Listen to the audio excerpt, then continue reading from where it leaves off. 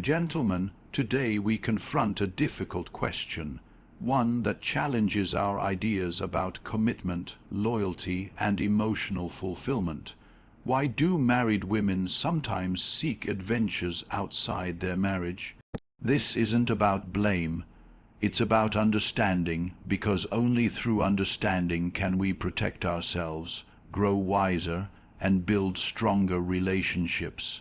In many marriages, a quiet erosion begins not with arguments or betrayal, but with something far less visible: emotional neglect.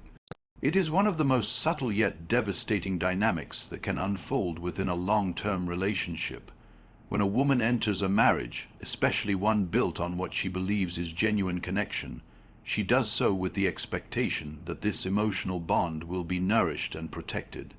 Over time, however, life's pressures, work, children, finances, stress, begin to crowd out the space where intimacy once lived. Conversations that were once deep and full of curiosity become transactional. Did you pick up the groceries? Or don't forget to pay the bill.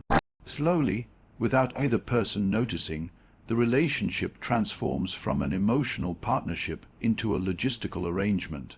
What many men fail to understand is that for most women, emotional connection is not a luxury, it is oxygen. It's the thing that makes her feel safe, alive, feminine, and bonded. When she talks, she doesn't always want a solution, she wants presence. She wants to feel like what she's saying matters. When she expresses fear, frustration, or even her daily thoughts, she's not looking for a fix, she's seeking connection. And when this emotional thread is ignored repeatedly, she begins to feel a gnawing emptiness, a loneliness that exists even when someone is lying next to her in bed every night. Over time, this sense of emotional isolation can become unbearable. The woman who once looked to her husband as her confidant now feels like she's navigating life on her own. Her joys go unnoticed, her sadness unacknowledged. She may stop trying to communicate altogether, because every attempt is met with indifference, distraction, or a dismissive "you're overthinking it." And slowly she withdraws, not always physically, but emotionally. Her heart closes off. She stops looking at him the same way. She still takes care of the house, the kids, her responsibilities, but she does it all while running on empty. Then, seemingly out of nowhere, someone else notices her. It could be someone at work, a stranger online, or an old friend. But what makes this attention dangerous isn't physical attraction. It's the emotional recognition. This new person listens. They ask questions. They laugh at her jokes. They notice things: her new hairstyle, her tired eyes, her mood. For a woman who has felt invisible in her marriage for months, or even years, this recognition is like water in the desert. She begins to feel seen again. She starts to feel like a woman again, not just a wife, or a mother, or a manager of responsibilities. And what starts as innocent conversation slowly becomes emotional attachment. She finds herself looking forward to that interaction, that message, that call. It becomes a secret escape from the numbness she feels at home. At this point, even if no physical boundaries have been crossed, the marriage is already in dangerous territory. She is emotionally entangled elsewhere because she could no longer find that connection where it should have always been. And here's the hardest part for many men to accept. It wasn't always about what they did wrong. It was often about what they stopped doing. They stopped being curious about her inner world. They stopped asking how she felt and actually listening. They stopped making her feel like she mattered beyond her function in the household. Emotional neglect is often unintentional, but its consequences are real and devastating. And once a woman begins to feel emotionally abandoned, she may start justifying her drift. She tells herself, "He doesn't care anyway," or "I've tried for years and nothing changes." She stops feeling guilty because in her mind she's already been alone for a long time. And when emotional loyalty breaks, physical betrayal is no longer a leap, it's a step. What makes this especially tragic is that most of it is preventable. Most women don't go searching for attention, affection, or adventure elsewhere just for the thrill. They do it because something deeply human within them has been ignored for too long.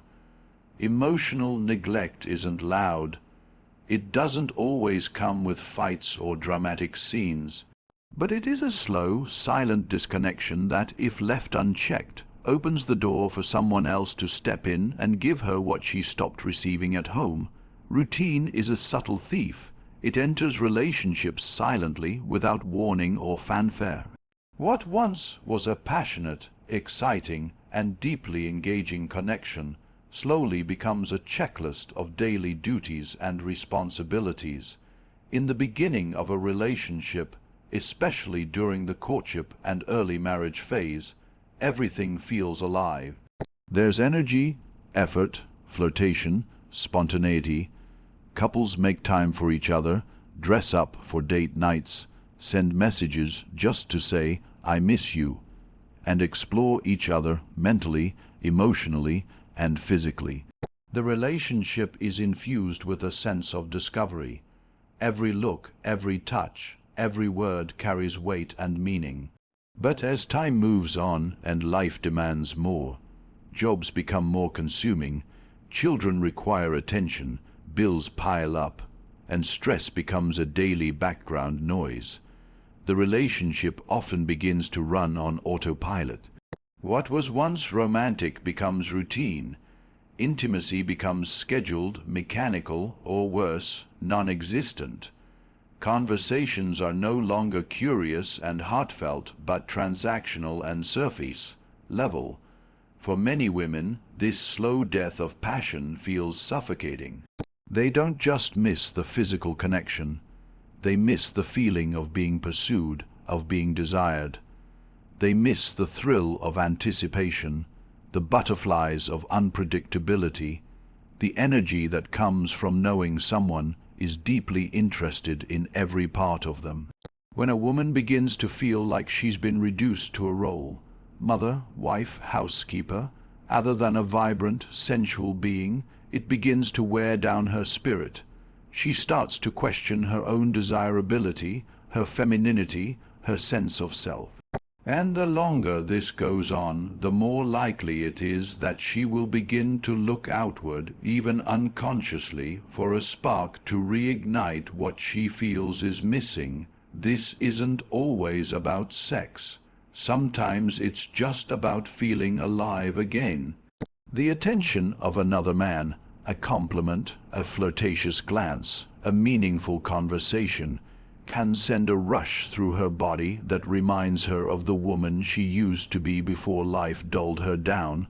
It becomes addictive, not necessarily because of the man himself, but because of how she feels in his presence.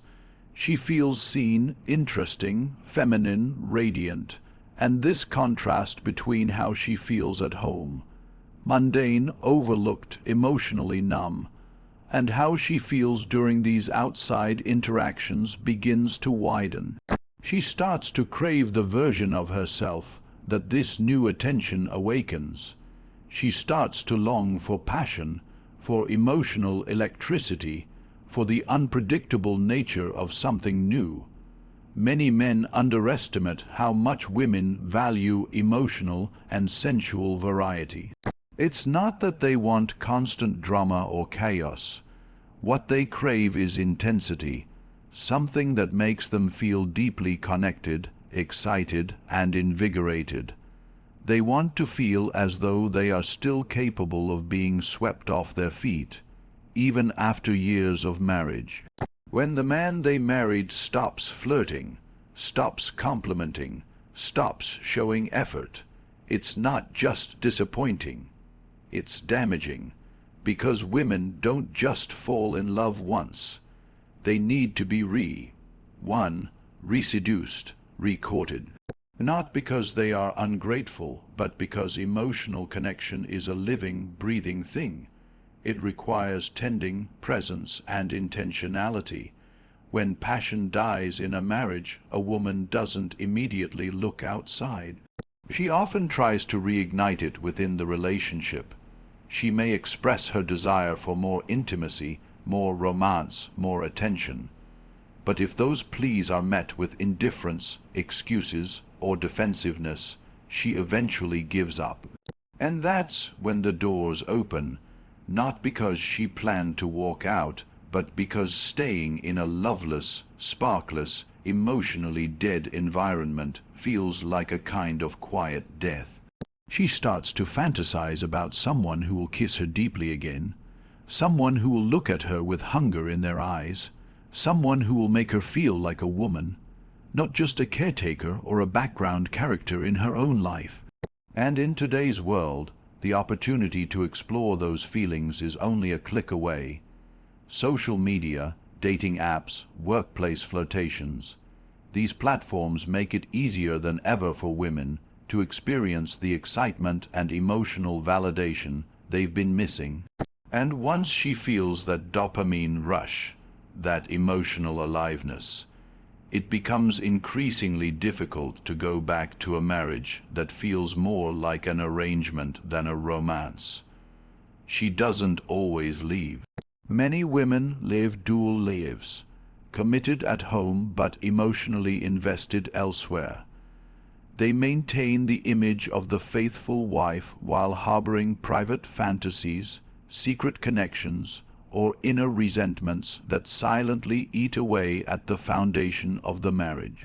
The lack of passion becomes a wound that never truly heals, because it reminds her daily that she is not being chosen in the way she needs to be. This cycle of neglect and craving can become a quiet war within her. She still may love her husband, still may value the life they've built, but the absence of passion makes her feel like she's missing something essential, something human. And if that void is left unaddressed long enough, her search for passion may no longer be a fantasy. It may become a reality she steps into, not out of malice, but out of desperation to feel alive once more. And not every act of betrayal stems from dissatisfaction within the marriage itself. Sometimes the cause lies deeper, within the woman's own psyche, shaped by experiences long before she met her husband. Unresolved trauma or personal insecurities often linger quietly beneath the surface, invisible to even those closest to her. These inner wounds can take root in childhood, perhaps from neglect, abandonment, emotional abuse, or inconsistent affection from a parent. They can also stem from past romantic relationships where trust was broken, where love was used as a weapon, or where her value was tied to what she gave rather than who she was. When a woman carries this kind of unresolved pain into a marriage, it colors how she experiences love, attention, and intimacy.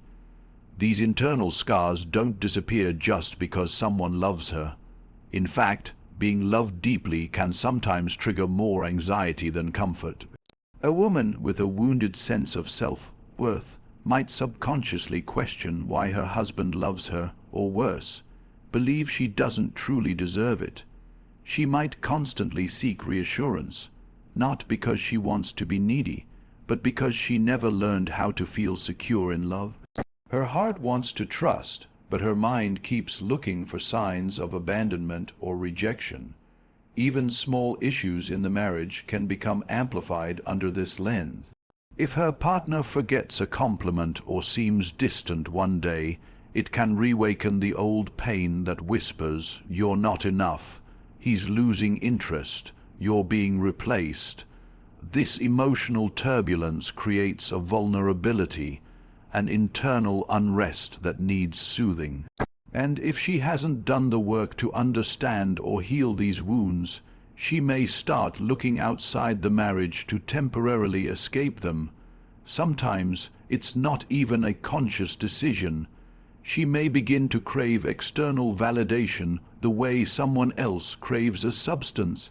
Attention from other men becomes a hit of emotional adrenaline, something that temporarily silences the self, doubt and fear inside. She starts to feel desired, admired, even powerful. But underneath the thrill is a deep sadness, because the attention she receives from others is not rooted in real love or understanding. It's a bandage over an old, gaping wound. Personal insecurities play into this as well. Insecurity is a shape shifter. On the surface, a woman may appear confident, well-dressed, charming, social, but internally she might be battling constant feelings of inadequacy.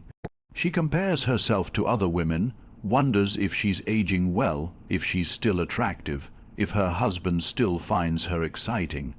And in a world where social media bombards her with filtered perfection, those insecurities can grow like wildfire. If her husband, for whatever reason, has become less expressive in his admiration or affection, maybe because he's stressed or distracted, her internal dialogue might spiral. He doesn't desire me anymore.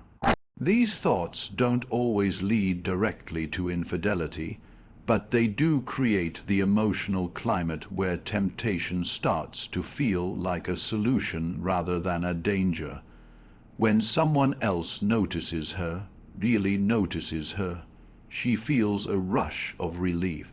It feels like confirmation that she's still desirable, still interesting, still worthy of attention, and so she feeds off that.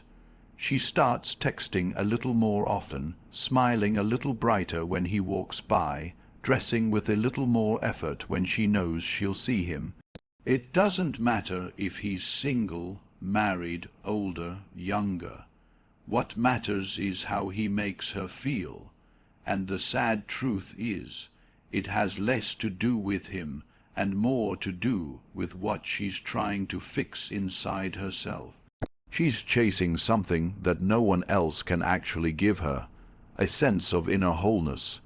Many times, women in this state don't want to leave their marriages. They may even love their husbands deeply, but they feel trapped between loyalty to someone they care for and loyalty to a version of themselves that feels lost or broken. The adventure outside the marriage becomes an escape route from that inner conflict. It's not always about love or even lust. It's about emotional anesthesia, numbing the pain of insecurity, rejection, or unworthiness that they don't know how to face directly. Some women carry trauma responses they don't even recognize. For instance, if they grew up in a household where love was conditional, or where affection had to be earned through achievement or sacrifice, they may replicate those dynamics unconsciously. If their husband is kind and steady, they might mistake his stability for emotional distance. They may begin to feel bored or unsatisfied, not because anything is truly wrong, but because they don't know how to exist in peace. They crave chaos or drama because, in their formative years, love was always tangled with emotional highs and lows. So when another man comes along and gives them a familiar roller coaster, passion mixed with tension, excitement mixed with unpredictability, it feels intoxicatingly real, even if it's toxic.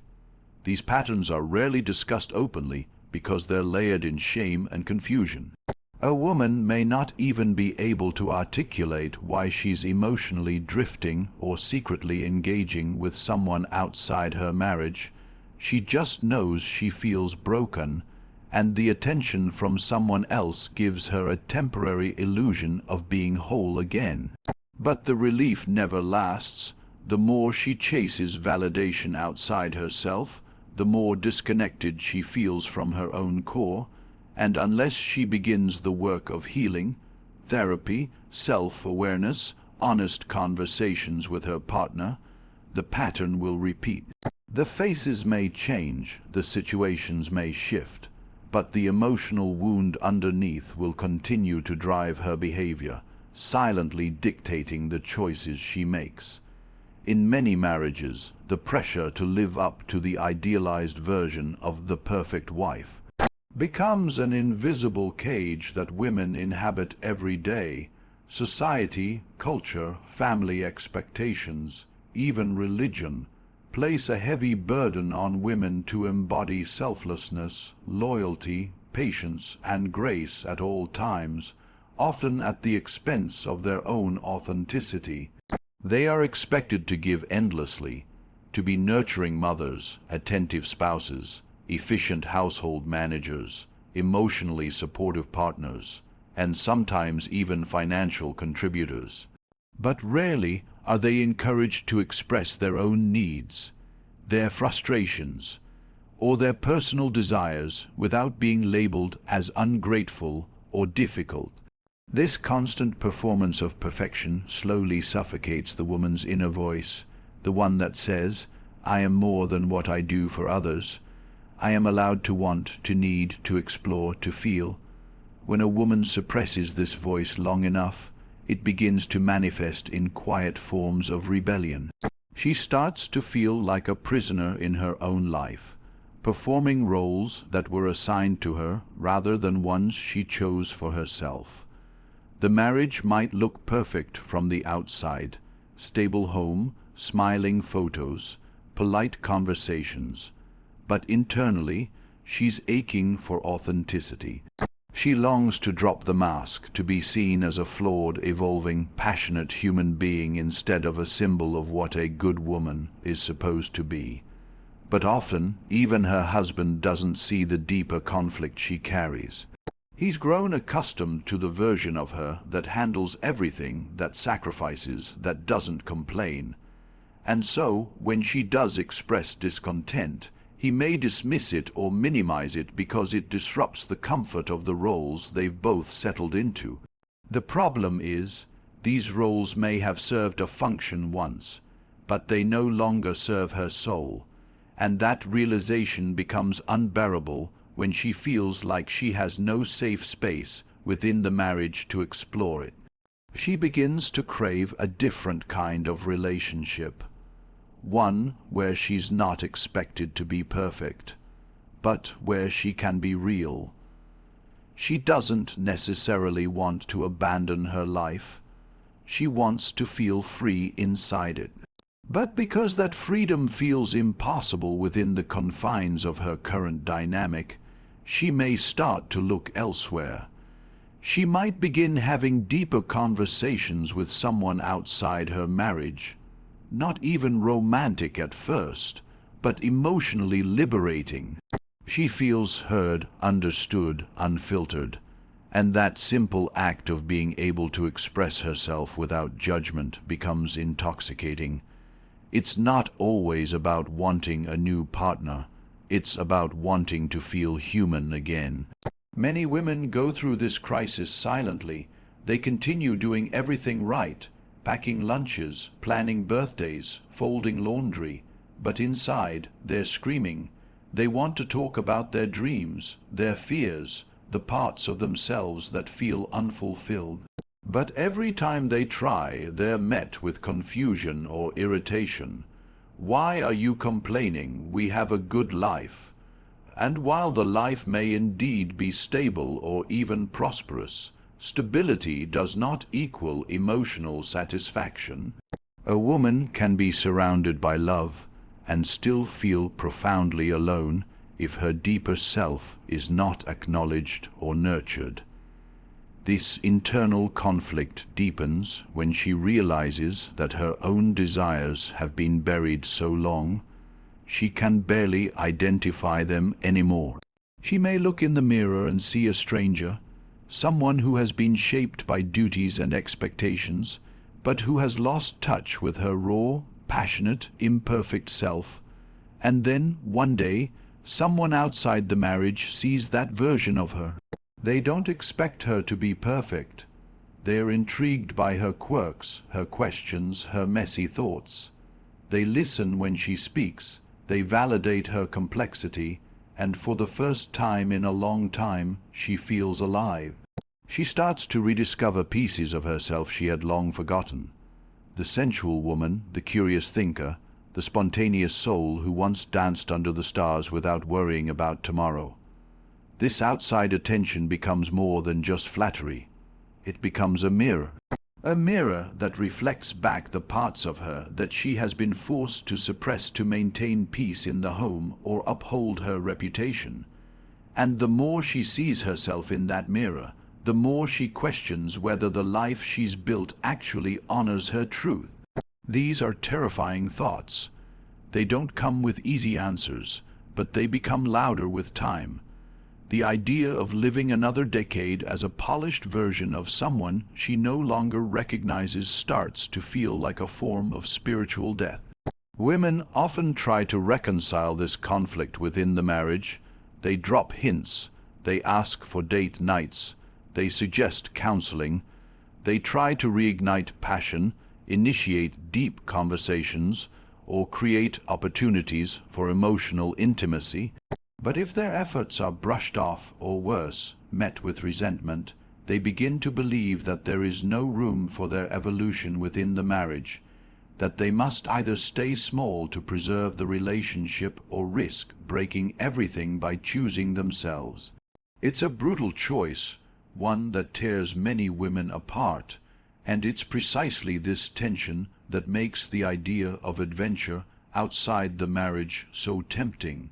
Not because it's right, not because it's noble, but because it represents a chance to breathe, to feel, to reclaim the parts of herself that were never supposed to disappear. This desire isn't always about rebellion. Sometimes it's about self-rescue. It's about a woman trying to find her way back to herself after years of putting everyone else first. The adventure, the secret connection, the emotional escape, it becomes a lifeline. Not because the other man is the answer, but because he unknowingly becomes a catalyst for her awakening. He sees her not as a function, but as a woman. And in his eyes, she starts to see herself again, not the perfect wife, but the real, complicated, beautiful, longing human being who deserves to be known in her entirety. In the earliest stages of a relationship, everything is fresh, uncertain, and electric. The man is attentive, engaging, unpredictable in a way that keeps her emotionally on edge in the best possible sense. Every message he sends, every compliment he gives, every date he plans feels like a deliberate attempt to win her over. And in that phase, a woman feels deeply desired. She feels chosen.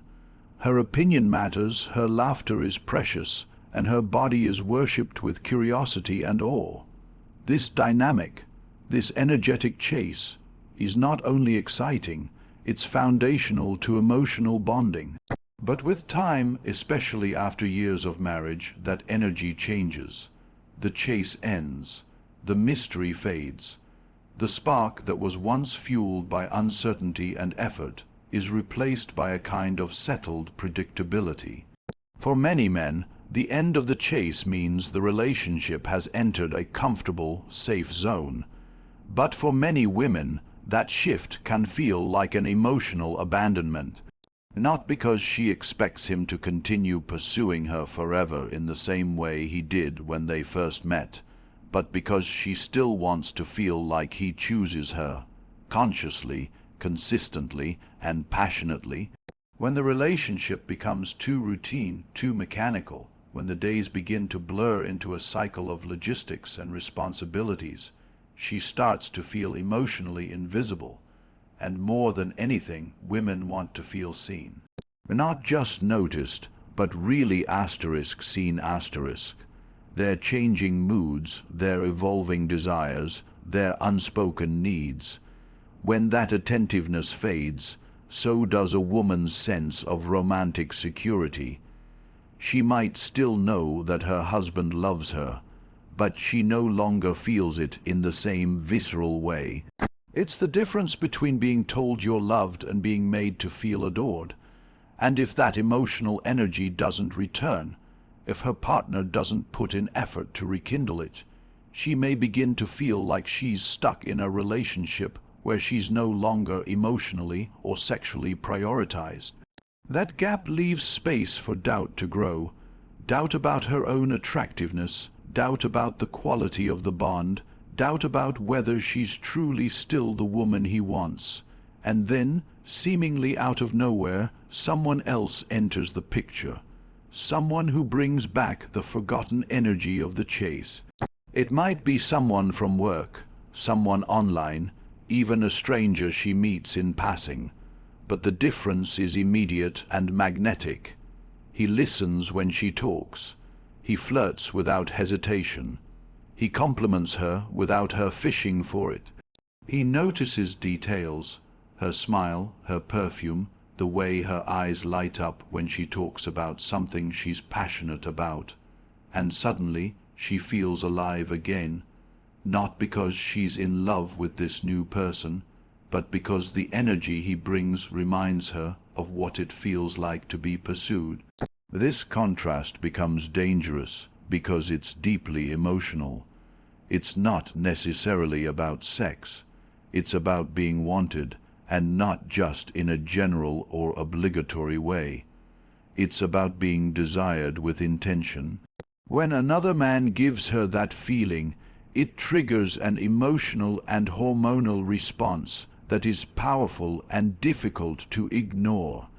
Dopamine, oxytocin, adrenaline. These chemicals flood her system and make her feel as if she's stepping into a version of herself that has been locked away for years. She begins to crave that energy, not just from him, but from within herself. She wants to feel sexy again, mysterious again, like she's a prize to be won rather than a fixture in someone's life. The deeper problem is that many men become complacent. They don't realize that their wife still needs to be seduced, still needs to be noticed, still needs to feel like the woman who made their heart race years ago. They confuse stability with satisfaction, and they stop doing the little things that once made her glow, like sending unexpected texts, planning surprises, initiating meaningful conversations, or simply holding eye contact during a moment of shared silence. These seemingly small gestures are actually the glue that maintains emotional intimacy. Without them, the relationship doesn't feel dangerous. It feels dead. And when the emotional thrill is gone, she starts to mourn a part of herself. She mourns the version of her that used to laugh without restraint, who used to feel beautiful without trying, who used to walk into a room and feel eyes on her. And when another man brings even a flicker of that back, it's like oxygen to a woman who's been suffocating in silence. She may not even want to act on it at first. She may try to dismiss it, rationalize it, suppress it, but the feeling lingers. It reminds her that life is still out there, vibrant and full of possibility, even if her marriage has grown quiet and stale. The danger lies not just in the presence of another man, but in the absence of the one she married. If her husband is physically present but emotionally absent, distracted by work, lost in routine, or emotionally disconnected, then he unintentionally creates the space where another man's attention becomes irresistible. Women don't typically leave for something new. They leave because they feel forgotten where they are. And it's not about asking for grand gestures. It's about wanting to feel chosen again, daily, deliberately, with passion and effort. When the man she married stops chasing her, he sends a silent message. I already have you. I don't need to win you anymore. But that message, even if unintentional, is devastating, because women don't stop wanting to be pursued just because the wedding ring is on. If anything, they want it more. They want to feel like they are still worth the effort, still worth the planning, still worth the butterflies. And if that feeling is absent for long enough, the presence of someone who brings it back, even for a moment, can become the crack that splits everything open, not because she was looking to betray, but because she was looking to feel alive again. For many married women, years of emotional labor, caregiving, and managing the invisible weight of a household slowly creates a kind of psychological fatigue that builds quietly and persistently. Day after day, they are the emotional anchors of the home, soothing the children, anticipating the husband's moods, remembering birthdays, managing family appointments, navigating social expectations, all while often maintaining careers of their own. But very few people ask them how they feel. Their emotional bandwidth is expected, not appreciated. Their sacrifices are routine, not remarkable. And over time, this one-sided dynamic begins to corrode their internal sense of worth, autonomy, and vitality. They begin to feel like a background character in their own life, supporting everyone else's storyline while neglecting their own.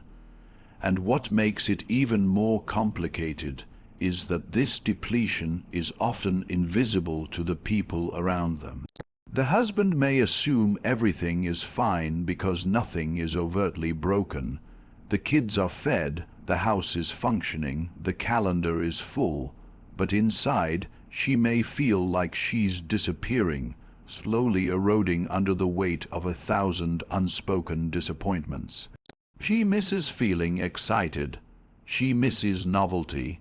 She misses the simple feeling of being someone separate from all her roles. And yet, because she is functioning, no one notices the inner crisis she's navigating. She's tired of being strong. She's tired of being the responsible one, and that emotional exhaustion is fertile ground for temptation, even if it begins in the most innocent of ways. In this mental and emotional state, small gestures from someone outside the marriage can feel disproportionately powerful. A man who listens without trying to fix her. A man who notices when she changes her hair or wears something different. A man who seems interested in her thoughts, her mind, her opinions, not just as a mother or wife, but as a woman. These encounters begin as minor emotional boosts, but they often grow into something much deeper because they provide something that's been missing. Affirmation without obligation. In those moments, she is not the one giving, she is the one receiving, and for a woman who's been emotionally overdrawn for years, that shift can feel intoxicating. It's not necessarily that she goes looking for this attention, but rather that her emotional exhaustion makes her more susceptible to its pull. She's already questioning her choices, her worth, her happiness. She's already wondering whether this is what life is supposed to feel like, numb, monotonous, and dutiful. So when another man engages with her in a way that awakens her forgotten parts, it doesn't feel like betrayal at first. It feels like relief. It feels like oxygen, and soon what started as a passing compliment or innocent conversation becomes a safe harbor from the storm inside her home. Not because her husband is cruel or abusive, but because he's unaware of how empty she's become trying to carry everything for so long. What many people fail to understand is that emotional exhaustion doesn't always look like sadness or breakdowns. Sometimes it looks like silence. It looks like going through the motions with a plastered smile. It looks like laughter that doesn't quite reach the eyes. It looks like agreeing to things just to avoid conflict. And while she may still perform her duties with precision, her soul is elsewhere. She daydreams more. She fantasizes about what it would feel like to escape, not necessarily to another man, but to another version of life where she's allowed to put herself first without guilt. Another man doesn't create this emptiness. He simply exposes it. He gives her a contrast, and when she compares how she feels around him versus how she feels at home, the discrepancy becomes undeniable. Around him, she feels seen, heard, energized. At home, she feels drained, overlooked, and taken for granted. This gap becomes more than just emotional. It becomes existential. She starts to ask herself hard questions. Is this all there is? Will I feel this invisible for the rest of my life? Am I allowed to want more? And once those questions take root, it's hard to silence them. Even if she tries to suppress the growing connection with this other man, the desire for emotional restoration doesn't disappear. It lingers in her thoughts, in her body, in her imagination. She may try to rekindle that spark within the marriage, but if her emotional needs have been ignored for too long, she may not even know how to articulate them anymore. And even if she does, there's no guarantee her husband will understand the depth of her fatigue. He might think she's just stressed or hormonal. He might say things like, "You're overthinking it," or "We're just in a phase." But for her, this doesn't feel like a phase. It feels like a slow drowning. This is the quiet truth about many emotional affairs. They're not born out of lust or calculated betrayal. They emerge from a place of deep emotional depletion. A woman who's spent years giving and giving without replenishment becomes vulnerable to the first person who makes her feel human again. And even if she doesn't act on that vulnerability physically, the emotional bond can grow to a point where it becomes more significant than anything she shares with her husband. That bond offers her something that she can't seem to access in her own home: emotional safety, curiosity, validation, and most of all, the permission to feel without apologizing for it. This is not about excusing infidelity. It's about understanding the conditions that make emotional and physical affairs so tempting for married women. Emotional exhaustion is not simply being tired. It's being emptied of one's emotional reserves to the point where the soul begins to hunger. And when that hunger is ignored, denied, or minimized by the person who promised to care for it, the temptation to feed it elsewhere becomes almost irresistible, because at the end of the day, everyone wants to feel alive. And when your own home becomes the place where your spirit quietly withers, it's only a matter of time before you start searching, consciously or unconsciously, for the place, the person, or the moment that brings it back to life. So, why do some married women look for adventures outside their marriage?